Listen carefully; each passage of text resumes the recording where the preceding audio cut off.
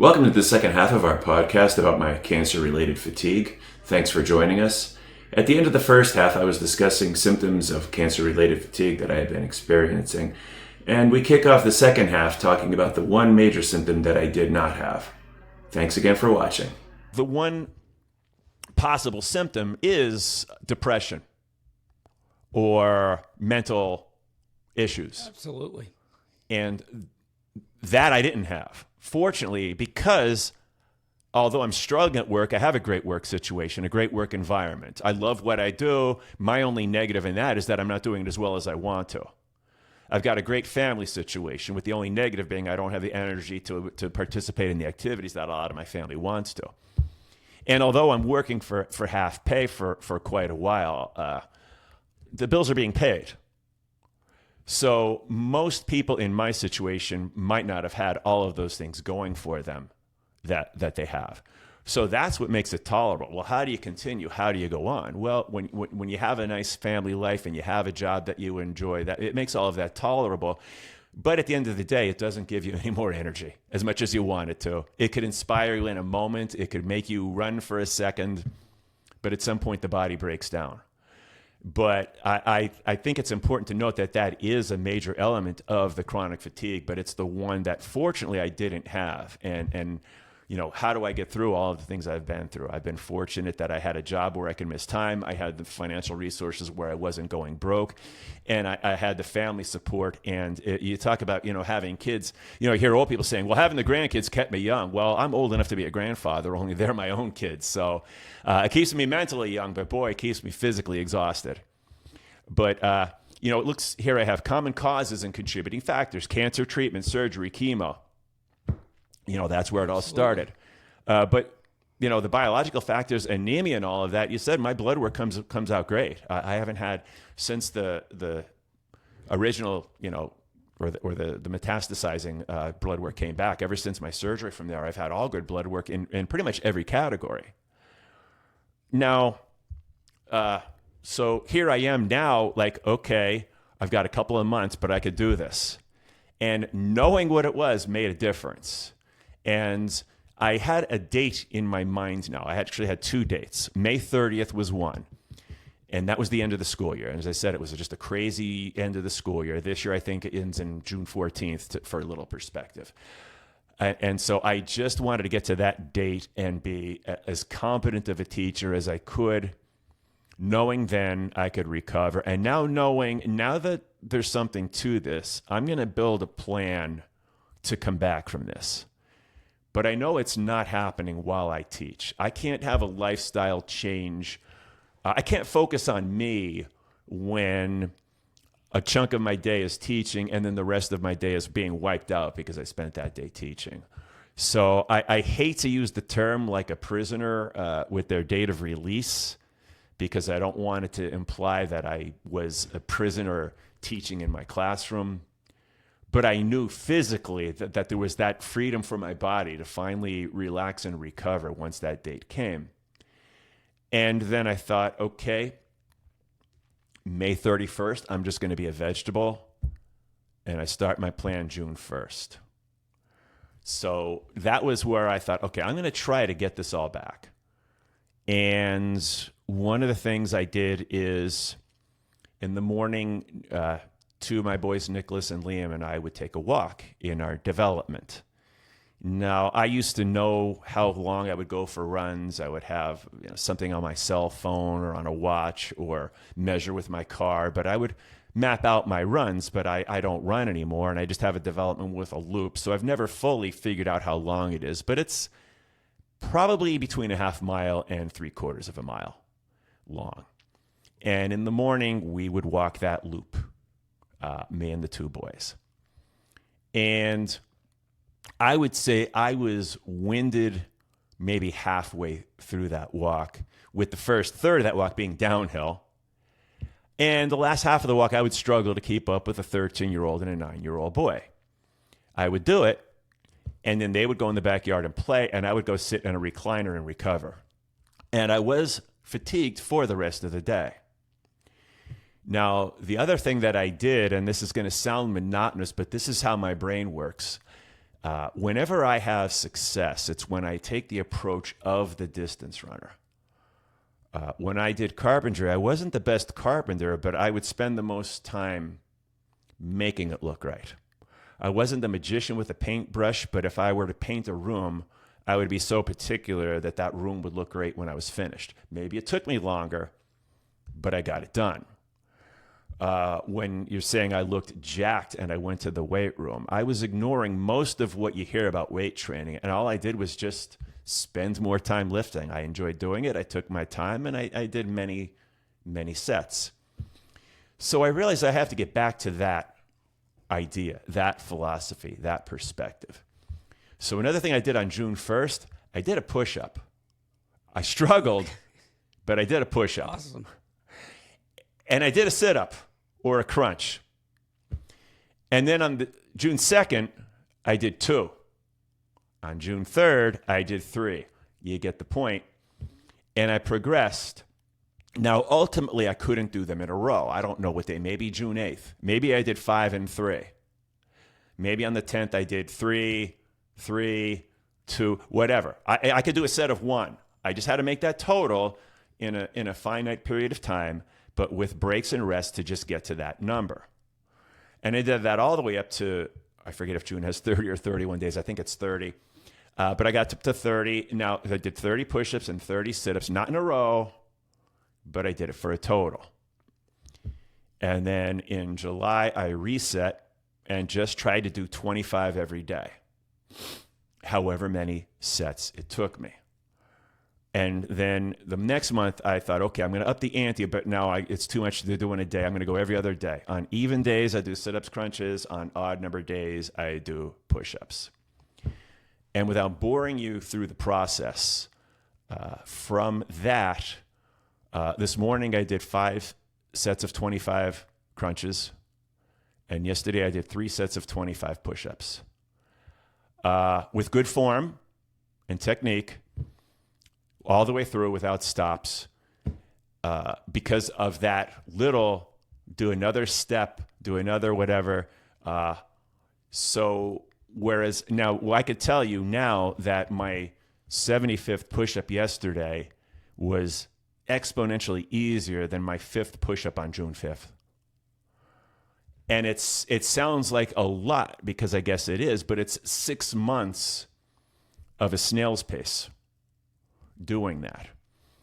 The walk that I struggled with for my boys, even when they went back to school, I continued that walk. I could do it without getting winded. If I have a long driveway, if I jog to the mailbox, I'm wiped out. All right, I'm not where I was as a runner. But it's awfully hard for me to sit here and talk about how physically wiped out I am and then tell you that I did 75 push-ups at the age of 60.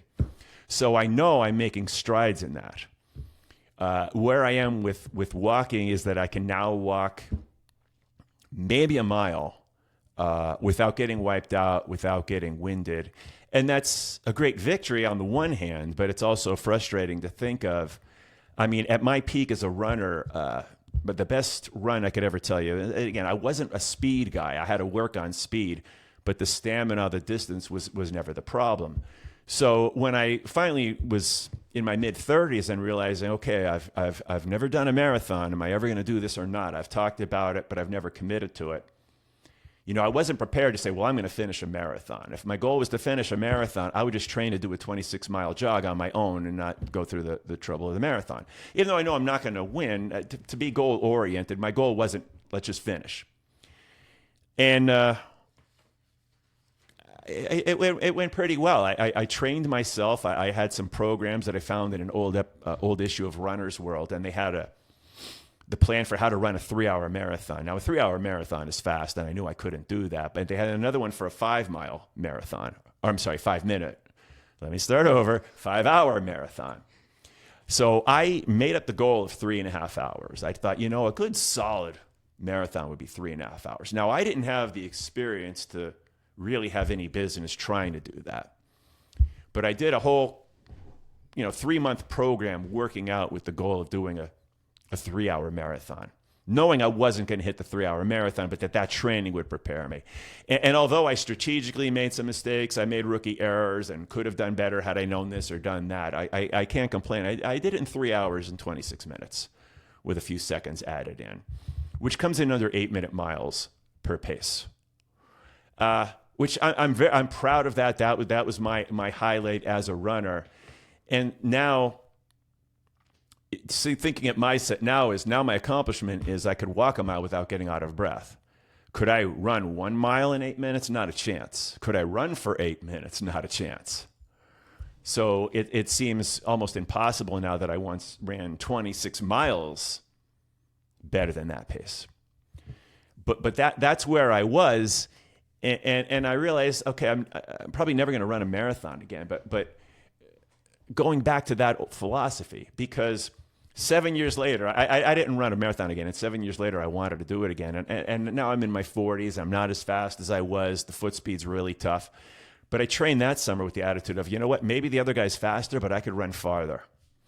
And I was crazy in my training that year, and I was doing 100 miles a week that summer. That was when I was 42 years old. So we take that back to, I forget what year now, I think 2007. That was my peak as a runner. That was my peak in training. But that's why now when I tell you that I couldn't take one step out of a hospital bed, I had trouble walking from my classroom to go and do my cafeteria duty that I had to do. And then I had to walk the cafeteria for 13 minutes, and I felt like I was going to collapse. And I think one more way before we talk about getting back to running and where I'm going with this training was, as I've said, I could drive to Philadelphia and 2 hours away from here and be fine doing it. It wasn't that kind of fatigue. And the best way I could say it is if maybe you're sitting on the couch watching TV and you have to go get something out of the kitchen. And so before you get out of the couch, you have to put on a 50-pound backpack. And you got to get up, walk to the fridge, get what you wanted, walk back to the couch, and sit down with that 50-pound backpack on you. That's what it was for me, even back in June or July of this year, that any little thing was a struggle. Kid asks me to get them something. Oh, I don't want to be, and I'm not going to roll my eyes and say, oh, how dare you, because it was a fair request from the kid. So I've got to suck it up and do it. But it was a struggle. So basically, going back, you're at school, and people, like you said, people don't realize the mental acuity of being a teacher and all the things that are going on in a classroom. That's draining. So you're struggling to get through a day in your class, trying to get to May 30th of that year. Then you hit June and you're working on the push-ups and just small goals, little goals. Baby steps. Yeah. And as you're doing those baby steps, you know, have you noticed that 50-pound backpack that you talk about going to the refrigerator? Is that now maybe a 20-pound backpack? Have you noticed those gains as you've gotten to the point where you're doing your 3 sets of 25 push-ups one day and the crunches? Do you feel like in your normal part of life, things are a little less fatiguing, but there's still some there? Yeah, that aspect is actually extreme now. Just to get up and get something, I don't think I struggle any more than say somebody who's 60 years old in good health. Whereas just 2 months ago, getting a glass of water was a struggle. Hold off going to the bathroom simply because I'd rather go once later than twice.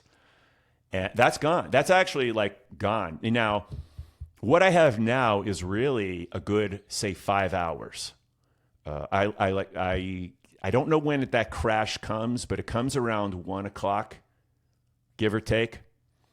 Where, you know, if I get up around 7 in the morning, lounge around maybe till 8 drinking coffee, I have that window of 4 hours, sometimes 5, where I'm functional, like I'm a human being. Like, no, I'm not ready to go out and run a marathon, but I could do the dishes. I could go out and do some things in the yard. And after like 5 years of not being able to do that, like I'll find myself even recently, I'll say to Kristen, like you realize that this is the easiest time I've had doing this in the past 5 years. Like it's dramatic. So I'm almost to the point where I'm a healthy 60-year-old who never had cancer. And it all comes from that gradual improvement. And one of the things missing, as I was reading to you the symptoms of fatigue, cancer-related fatigue, is brain fog. Absolutely. Is also a big part of that. And that wasn't in the printout that I just made, but that was a part of the one that I did back when I was a teacher. And coming off of my lunch, I had a really cool class. It was an elective. It was a small class. And we just had an amazing rapport. And I actually just started talking about it. It's like, I just read all of this. And I'm telling him, I'm like, you know how sometimes I start a sentence and then I look like a deer in the headlights? You know how sometimes you ask me a question and I pause and it was definitely there. Like the brain fog was a big part of it. And while I don't feel like I'm as sharp as I was in my 20s, and I also don't have to deal with as I've said, when you're a teacher in the easiest of situations, there's still things going on. There's things running around that you're not aware of, that you're doing it. But you hear a loud noise in the hallway. You were looking for it, but you weren't thinking about it or whatever. So sharing with that class and just talking about the fact that I have this brain fog at times too really made me feel better too, because as we said in our previous podcast, when you're getting up around 60 and you're starting to have trouble thinking and you start wondering, well, how much of this is age related? And the one thing that I haven't expected is that although I do, still have brain fog at times and probably always had brain fog at times, that's really come a long way too for me. That's great. I mean, and I've noticed with our discussions, we're on the phone. There's times where even both of us were really good, and other times it's kind of like, okay, let's just get through what we got to get through and move on. But that's what I had hoped you'd say, that your exercise program that you started on June 1st has brought you to a point where you've noticed improvement and you feel improvement, and that's fantastic to hear. And I don't want to make it sound so easy, and I also don't want to make it sound so impossible. But I've been handled a situation. Now I was able to retire at 60. Many people can't. Absolutely. I have the luxury of, okay, I took that walk, but now I'm going to sit and do nothing for an hour. So I've been able to walk myself through that. And while I know I'm not a personal trainer, I know I could help someone in that situation, because it is simply baby steps. Can you do just one tiny bit more tomorrow than you did today? Don't do it today. We a lot of our life was growing up in the no pain, no gain philosophy. And people in weight training are lift to failure. Lift as many reps and as much weight as you can until you can't do a single one. Lift until you can't lift to this 5-pound weight. And that's completely not the philosophy that this one has to be. This philosophy has to be, I know if I could do a little more, but I'm going to do that tomorrow instead of today. Because how often does everybody, when they want to work out or they want to start a diet or they buy that exercise equipment and they're gung-ho, and what I've always felt was what kills a workout more than anything is a great day. It kind of sounds like a paradox, but you have that day where you kick ass on whether it's with the weights or on the exercise bike or whatever. And then the next day, you can't do what you did and you get discouraged and you stop. Like your workout didn't stop on laziness. Your workout stopped because you did great and then realized you couldn't match it. And I think the other thing, when you're dealing with this chronic fatigue situation, you don't have the recovery ability. So when you wear yourself down to nothing, it's not like you can say, okay, I'm going to wake up tomorrow and be fine. You may wake up tomorrow and be a wreck. So that's not good for you either. So it seems like you really found that nice balance. Yeah, and that is true too. That not every day it does fit this, and there are days where I feel lousy all day. And when I was just starting this in June, we went on a little vacation to Atlantic City. We're a 2.5 hour drive from Atlantic City, and we wanted to spend a couple of days at the beach. And we had a hotel that was right by the beach. And we had a day that I could easily pinpoint to be the worst day physically that I've ever had. And I love the ocean. I love the beach. I love the sand. I love the water. I love everything about it, as does Kristen. So it makes for great vacations because we both want to go to the same place. But I was struggling to walk out of the hotel. I struggled to walk to the ocean. I had to sit. I felt like any moment I would collapse.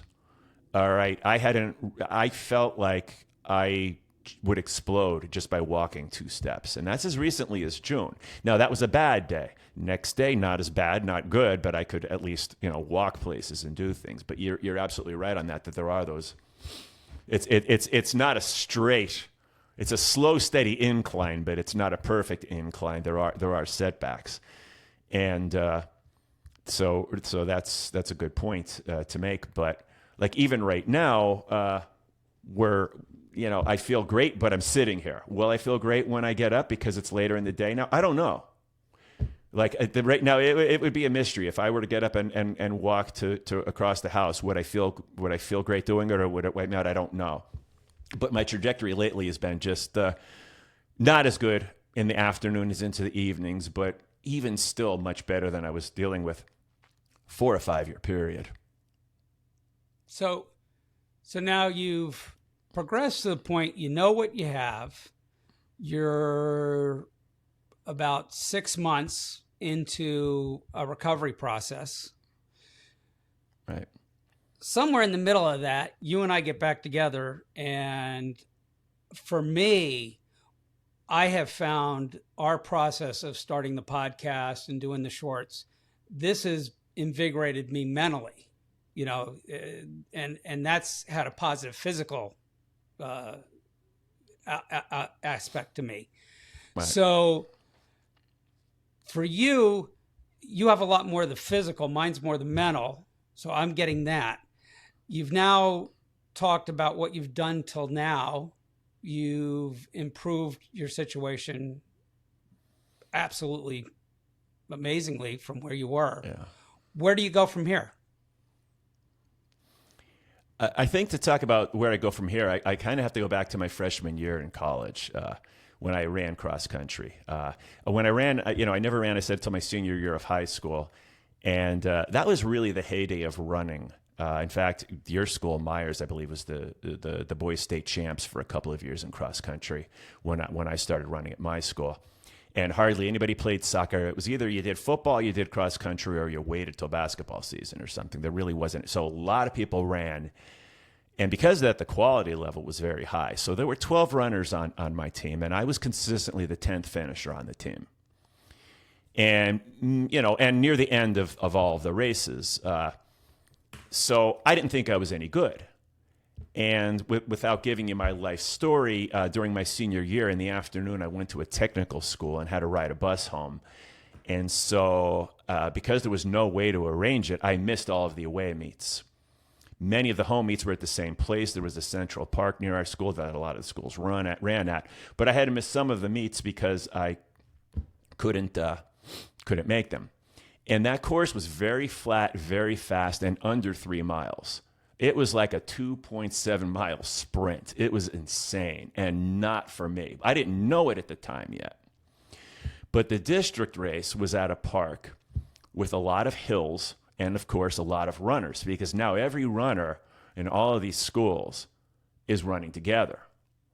And because it was that race, I got excused from my technical school and got to go and run that race. So it's my first race on a different course. It's my first race with a lot of people, and it's hilly. I'm loving the hills, and I'm beating runners. Now, I don't know how many I finished ahead of, but I'm used to beating, the 2 guys on the team that are very slow and 1 or 2 people from the other teams, and that's that. And after the end of that race, it was like, hey, maybe I don't suck at this. And I knew I wasn't going to college after I graduated that year, but I would run occasionally. I believe you and I went for a few jogs as well. You were probably training for football for your senior year. And when I decided that I was going to go back to college, that was the big thing. I was like, well, I'm going to run cross country. Yeah, I might be okay at this. And while it's 3.1 miles, 5K for high school, college for the men is 8K, which is 4.9, almost 5. Some round it off to 5 miles, some do the true 8K, but you're talking 4.9 to 5 miles. Well, I like that longer distance. I'm not fast, I'm strong. And I did the training going into that with the goal of being one of the top 5 guys on the team, because that's who scores in a race. There's tiebreakers and all that can involve other runners, but basically when you score a race, it's your top 5 against their top 5. That's the oversimplification of it. And that's all I wanted to be at. Well, I turned out to be the top guy on the team. Now, it wasn't a very good team. So I would be middle of the pack with the other teams, but top for our guy. And I'm only getting all of that to give you a perspective of where I am as a runner. I'm strong. I love it. I work hard at it. Don't have that blinding speed to be a great runner, but I do have the ability to be a very good runner. And we had a very good coach that year, even though we ended up not being a good team because he was starting from scratch. And the next year was actually a great year. But at the end of this season of my freshman year, the coach said, hey, listen, there's this great race on Thanksgiving morning. It's in Berwick, Pennsylvania, which was probably less than a half hour from where our college was. And he said, it's a nice race. It's Thanksgiving morning. The crowd's getting it. He tried to build it up as being this incredible experience. And he actually undersold it. I went there and was blown away. Now, for people who know Berwick, Pennsylvania, they used to know it for only 2 things. We had one of the best high school football teams in the country for many years. Well, I should say they did. And they have a nuclear power plant. Yeah. And you tell people, I'm going to run at Berwick. Yeah, how many eyes are you going to have when you come back? You're going to have a third eye. They had 2 nuclear power plants because we used to scrimmage Berwick every year preseason, and their football team was a nuclear team. Oh, yeah, they were. They were, for a couple of years, the mythical national champs in USA Today, best in the country. And so here's what's interesting about this race, and I hate to go off on road racing, but I feel like it's interesting. It's a 9-mile race, which is an unusual distance for a race. It, for many years, was called the Berwick Marathon. It's one of the oldest established races in the country. And when that race started, marathon wasn't really a known term for 26.2 miles. You tell anybody a marathon now, and you're locked into 26.2 miles. So eventually they changed the name from the Berwick Marathon to the Berwick Run for the Diamonds, because the winners literally get diamonds. There's great prizes to the top finishers, including diamonds. So you do attract some of the best runners in the country. You know, a top runner in Ohio or Michigan or wherever who knows they could come in here and have a high finish, knows they could win a diamond. But at the same time, you also have these drunks at a bar talking trash, and someone saying, yeah, I think I'm going to run the race this year. And everybody's like, no way you're going to do it, buddy. And everybody throwing in money to see if the guy could finish. So your range is seeing world-class runners finishing at the top and people just chugging in at the end, just barely able to finish, or people who don't finish. So it's just an eclectic balance of who's in the race. And you run out for almost a mile and you come back on that same almost mile, maybe 0.8 of a mile. And in the middle, 7+ miles, is this giant loop. And this giant loop takes you through nothing but farmland. You're in the middle of nowhere with nothing but farms, an occasional barn and house. And yet, for all those 7 miles, there are people lining those streets cheering for you. Whether you're one of those world-class runners up front, one of those people just trying to finish on a bet in the back, or one of those runners, me, in the middle, they're getting cheered the whole time. So this experience for me was really uplifting. And then the course was made for me. I like the longer courses. And there's an interesting elevation to this race. And I might even have to refer to it at some point. But from around, where does it? I'm sorry, I wrote it. Around 1.7 miles to about 3.3 miles. There's that gap there of about 1.5 miles or so, where you're basically scaling a mountain. I mean, you are running this long, extremely high elevation. And when you finally reach that, you're about 3.5 miles into the race. Then you get a little bit of recovery. Then there's another big elevation. And then from that point on, you're running 5 miles of long flowing downhills. If you just put somebody up at the top of that hill and said, now jog these 5 miles, you're going to feel like you could fly because it is a fast pace. But you had to scale a mountain to get there. So it is the haves and have-nots. The good runners, the strong runners, they get up that hill, and now they're running a ridiculous pace. When you did the split mileage, my race per mile from that would be faster for my final 5 miles than it was for the first 4 miles. I wouldn't run the last 5 faster, but my pace per mile would be much faster, which isn't typical in a race, but because of the layout of this race. So I'm saying that because the challenge there is if you're strong enough to get to the mountain, you're going to have a good race. And if the mountain beats you, if you're not ready for it, you're screwed. No amount of flowing downhills is going to get you to recover and run a decent time. So I loved that aspect of it as well. So one of my best races I ever ran was there in 1989. I ran a 57:07, which comes out to a 6 mile, 21-minute pace, which if you do distance running, yeah, that's good. It's not great. You're not winning any awards, but you tell an average person who's not a distance runner, and they're going to be like, I couldn't run 1 mile in 6 minutes, let alone 9. So there was a good feeling of accomplishment running that race. But while my best running accomplishment was the marathon that I ran in under 3.5 hours, my favorite race was always that Berwick race. And whenever I could give up a Thanksgiving, I would go there. And I continued the tradition as a coach where I would go with as many athletes as possible on a Thanksgiving morning. Now we're talking high school age, so a lot of them were limited if they could. And we'd take a group and go and do this race because it's just so much fun and a great way to end a running season. Instead of, okay, our season's over, we're done. Well, let's run for a couple more weeks and then go do this race. So I've always had incredibly high feelings about this race. And it's bothered me for many years that I haven't been there. And so if you ask where I'm going moving forward, and I told you I've never ran a race with the simple goal of finishing, that I always had some goal in mind of a pace, a time, or whatever. I can't run a half mile right now. I struggle running to the mailbox, but my goal moving forward is my challenge. I'm going to call it my run for the diamonds is that Thanksgiving morning of 2026, I want to run this race in Berwick and I want to cross the finish line.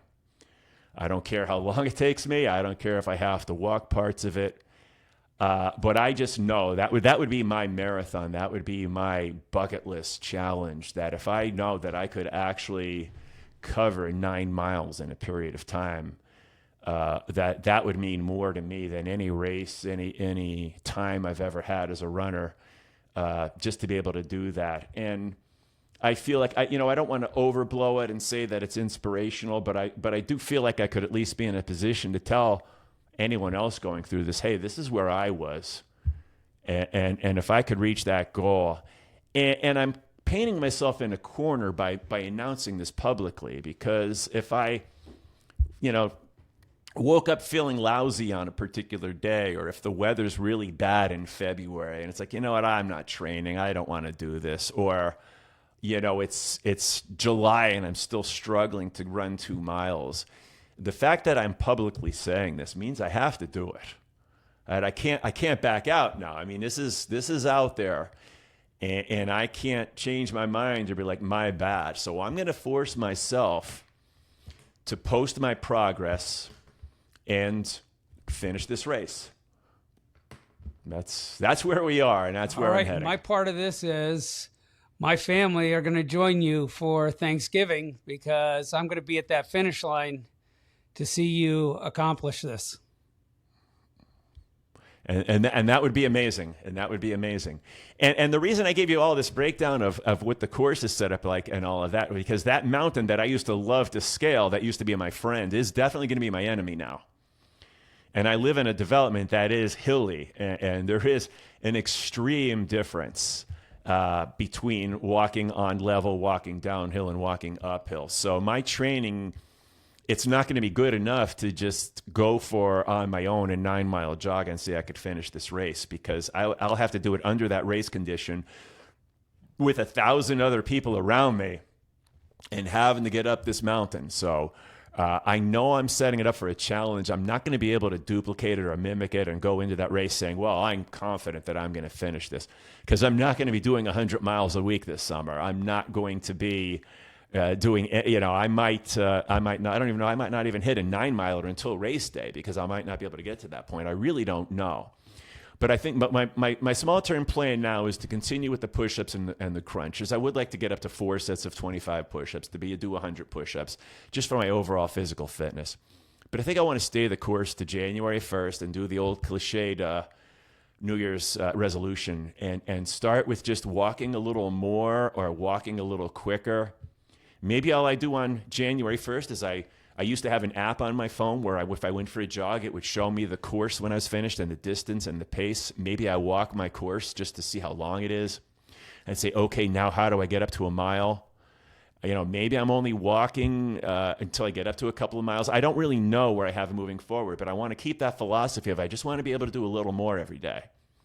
I don't want to go till I drop today, because then I'm not going to do it tomorrow. Or I don't want to have this day today where, I'm cloud 9, so I'm going to do double everything, because I know I'm setting myself up for failure, because the next day I'm not going to be able to do that. And then I'm going to feel like I'm disappointed more than I'm having a success. So can I do baby steps from January 1st until the last Thursday of November to get to finishing a 9-mile race? I honestly don't know, other than I'm going to force myself to try. Well, the definition of a warrior is someone who will face the enemy. So you're going to face your enemy and, you're going to do it like you did the push-ups. You're going to do it one day at a time, and you're going to do it slow and steady. And quite frankly, in this case, slow and steady is going to win the race. Yeah, exactly.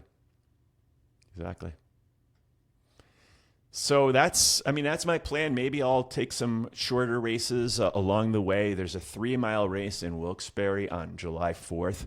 That is one of those crazy fast races that I hate. It's not even 5K. It's exactly 3 miles. It's all flat on a street, and people just run their personal best times at there, except for somebody like me who hates going that fast. But maybe I run a 3-mile race just to finish.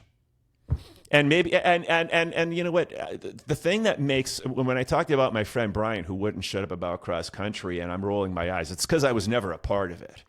There's just magical aspects to that sport that you don't see in any other sport, right? And so if your star football player drops the game-winning touchdown, he gets booed, right? Because he dropped the game-winning touchdown. Whoever finishes last in a road race or a cross-country race gets, if not the same, more applause than the winner. Everybody knows what the work that's involved. So, and so one thing nobody should ever do in a race is be embarrassed because they're too slow, because there's always people around you. And even if you end up being that last place runner, there's just as many people there as there were for the winner, and they're still cheering you on, because everybody's got their own struggle, their own pace. It goes beyond, well, we're going to win the game, or I'm going to win that wrestling match. This is, hey, I'm going to finish. I'm going to do my best. We're all doing this. And so part of what really gets me to go into this too is that I know there's an energy about this race, and I know what people there are like, and they don't have to know me to be cheering for me. And knowing you're going to be at the finish line, though, too, is also just a major motivator to know. It's like, do I bow out? Do I get the medical tent? Do I ask for a ride to the finish line? Knowing you're there and knowing that people expect me to finish is gonna make me have to do it, whether I feel it or not. If that works, we'll do it for you. Yeah. So we've talked a lot now about what you've been through. Cancer-related fatigue, right. Your strategies, which are great. They seem to be, getting you in the right direction. I just like to generally, in cancer-related fatigue, I did a little bit of research. It's not obviously my specialty when I was doing medicine, Right. but just some general things for people who might be dealing with what you're dealing with. Yeah, for you it was the push-ups, the sit-ups. And you did some general walking. For other people, it may be things as simple as swimming, yoga, light strengthening, even for an older person, 2-pound weights, just doing curls and stuff like that. It doesn't have to be anything extreme. Just try to do something. And like you said, don't wear yourself out. Just do it to a point where you said, okay, I did something, and slowly improve it. Maintain a good sleep pattern. Try to keep your naps. As we get older, we all like naps. But if you are going to nap, try to keep it 20 minutes or less. Try to make sure you're able to get a good night's sleep, and that'll help you during the day. Nutrition, a good diet, well-balanced diet, fuel your body, give your body the energy that you've lost through your struggles, because we all know the battle with cancer is a bitch. It sucks. My mother had it, and she said it's a fatigue no one can really understand unless they've ever had it. So, and I've never had it, so I'm not even going to pretend to know. But, fuel your body. Stress release, relaxation techniques. Some people find meditation, just to get yourself relaxed. Make sure you're talking with your doctor. Make sure there isn't something else going on. Like for you, you're getting your blood tests. Make sure you're not anemic. Your mental health is good. It's normal after something like cancer to have decreased mood, not necessarily depression in the bad sense that we all want to say, oh, depression is bad, which nowadays that's not what it really is. We all have ups and downs. I used to call mental health, Right. We're all living on a roller coaster. Our life is usually like the kiddie coaster. It's, you kind of have your ups and downs, and you kind of go with the ride, and life's good. But sometimes all of a sudden something puts us on the Superman, and you get thrown around, you get thrown down real quick. And that's kind of what cancer is. If you're having mental health, work with your doctor, get some help with that, because that may help get you that motivation. And there is definitely something with getting back to light exercise that can help with your mood as well. Some people have tried supplements and stuff like that, but, a lot of times, that's one that you talk with your doctor. A lot of people don't need supplements if you have a good, healthy diet or something simple like a multivitamin. And then, if the doctor finds something else going on that may be causing it, there may be medications that can help you. But I really want people to know that we've gone over Bill's approach to cancer-related fatigue. Everyone has a different journey through cancer. His ideas will spark you to hopefully find things that work for you, and maybe some of his things will work for you. But there's other things you can do, and I kind of wanted to hit that towards the end. Yeah, absolutely. And nutrition has been a part of it as well. But so much of this is a topic for another day, because there's so many people out there right now talking about nutrition and exercise and how it relates to cancer. And it sounds like a great thing because it is important. But we also have the extremes of people saying, don't get surgery, don't do chemo. You could make your cancer disappear by eating this or by not eating that. And I think that's a lot that we need to have a long discussion about. But I could just tell you the oversimplification of it now in the summer as part of all of this too. Most of my June was trying to weed out the bad foods that I eat. I had long ago, ever since I found that I had cancer in my liver, that was the end of alcohol. That could be a discussion for another day as well.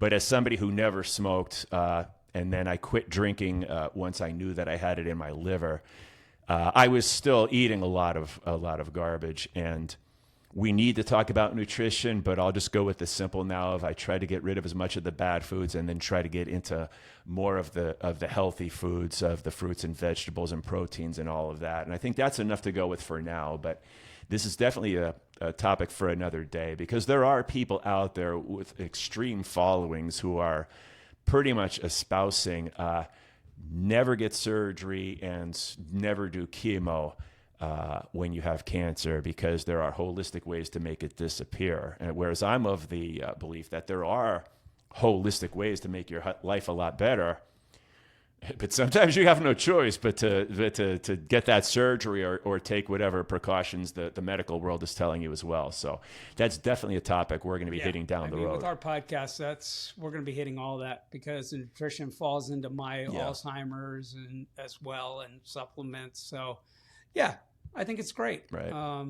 I think this was a great topic. I really loved hearing more about your journey. No less than I didn't tell you a lot about mine when you did the Alzheimer's episode. I didn't know a lot about this until this episode, and we've kind of left it so that we were learning as we go along with this. And I really enjoyed today's topic. Same here. Thank you. I mean, I appreciate it because there's so much of this that I haven't talked about.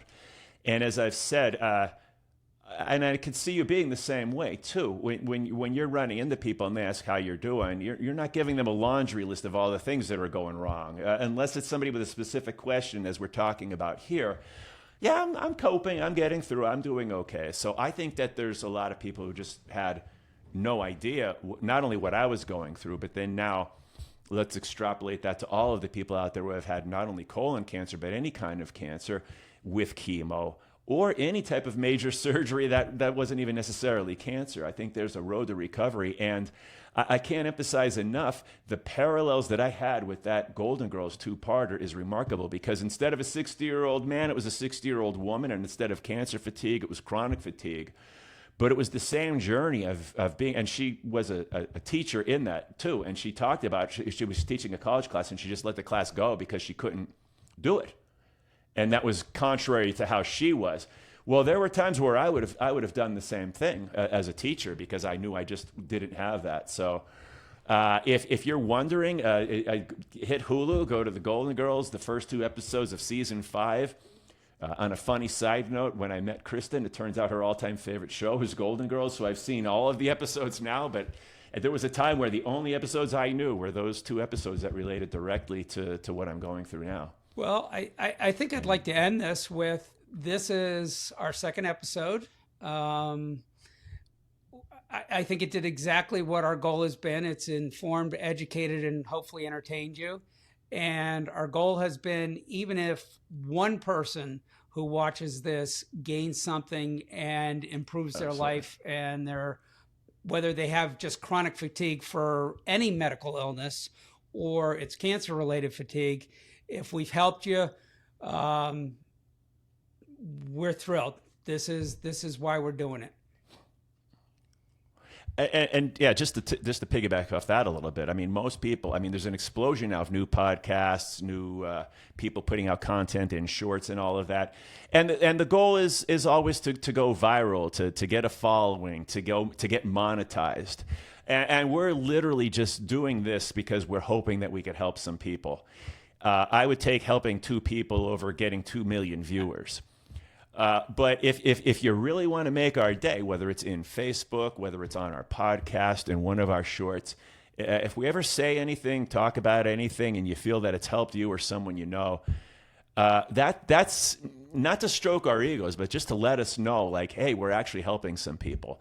That's our motivation. That's why we're doing this. It gives us, as John said earlier, it gives us so much purpose of what to do, where we're directing our lives. It's giving us a meaning after having to retire from professions that was our, a major part of our lives, was being a doctor and being a teacher. And the only reason we had to stop doing both things was our medical conditions. So please, if you have any feedback for suggestions of how we could better reach people, or if you have any experiences that you think would help us, or anything we've done to help you, we would love the interaction. We don't want to be 2 guys that people watch and listen to.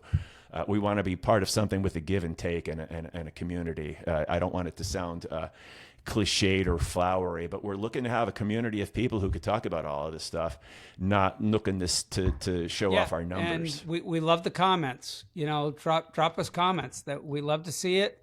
We respond to them.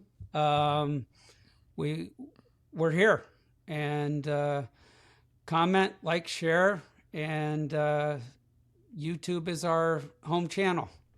Friends with Medical Benefits. All right. I think Is we're that done. the last word? All right. Great seeing everyone. We'll be back. Look for us most Wednesdays or every other Wednesday. We try to post new content.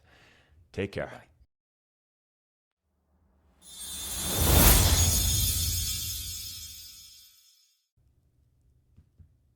Welcome to the second half of our podcast about my cancer-related fatigue. Thanks for joining us. At the end of the first half, I was discussing symptoms of cancer-related fatigue that I had been experiencing. And we kick off the second half talking about the one major symptom that I did not have. Thanks again for watching.